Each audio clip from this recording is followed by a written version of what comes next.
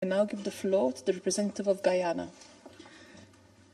Madam President, thank you for convening this meeting in response to the request from the delegation of Jordan.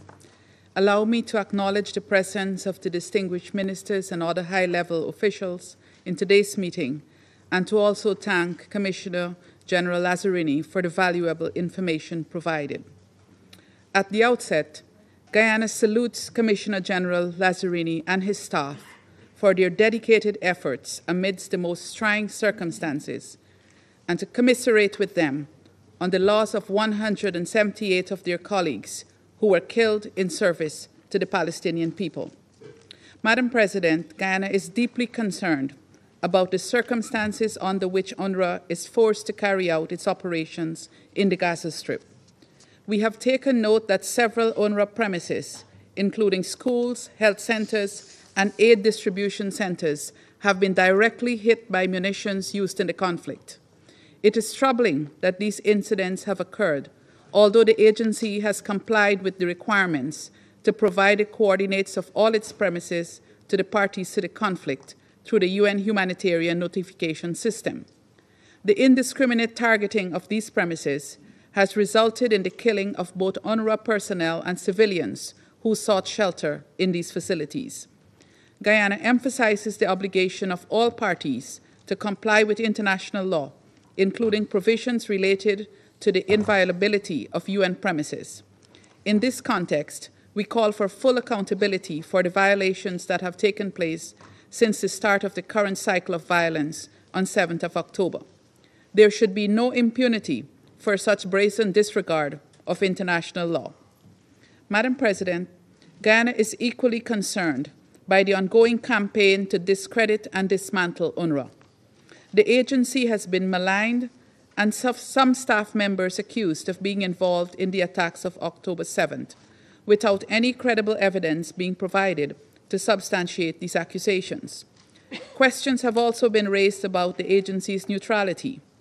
While it is the right of any member state to voice concerns about the operation of any UN agency, Guyana underscores that there is also a concomitant responsibility to ensure that those concerns are substantiated.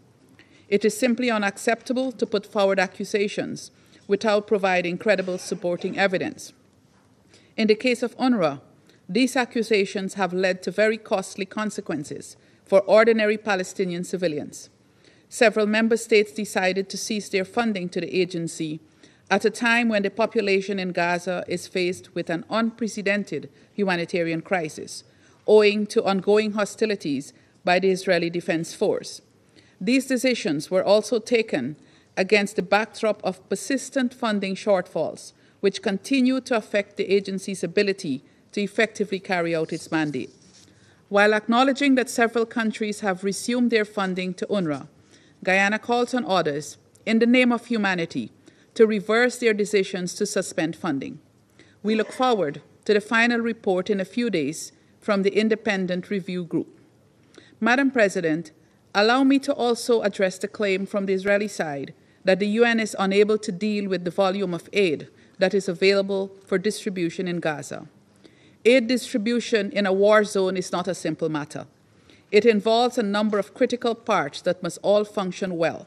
For example, inspection processes must be agile. From all reports, these are slow and unpredictable. UN agencies like UNRWA have the capacity, but they have no control over deliberate impediments. We call again for a ceasefire and for the removal of these impediments. Madam President, UNRWA's indispensable existence for the last 75 years is a reminder that the international community has not yet delivered justice to the Palestinian people. Its mandate is therefore important to the broader objective of achieving the two-state solution. Offering critical services to Palestinians made refugees by the Nakba of 1948 is a key part of delivering justice to them. And although more than 7 decades have passed, we must never lose sight of the quest for ultimate justice in the achievement of a permanent resolution. UNRWA has been a lifeline to the 5.9 million Palestinian refugees in the Gaza Strip, the West Bank, including East Jerusalem, Jordan, Lebanon, and Syria, It continues to provide critical services in education, healthcare, infrastructure, and other areas, all aimed at ensuring that Palestinians can live with some semblance of dignity while continuing the quest to exercise their inalienable right to self-determination. There is simply no other organization that can replace or substitute the tremendous capacity of UNRWA or manage the sheer scale of its operations. It is our collective responsibility as United Nations member states to uphold the mandate created in 1949 when UNRWA was established. I hasten to add here that this mandate was not meant to be a permanent one. Neither should it have lasted this long. But any attempts to dismantle UNRWA should simultaneously align with delivering justice for the Palestinians. It is only then that UNRWA will no longer be required. When a thriving state of Palestine is created, living side by side in peace with the state of Israel, we will have an opportunity shortly to help Palestinians take that important step in that direction. In conclusion, Guyana urges all Council members to be proactive in their efforts to keep UNRWA's doors open and to keep its operations effective and predictable. I thank you, Madam President. I thank the representative of Guyana for their statement.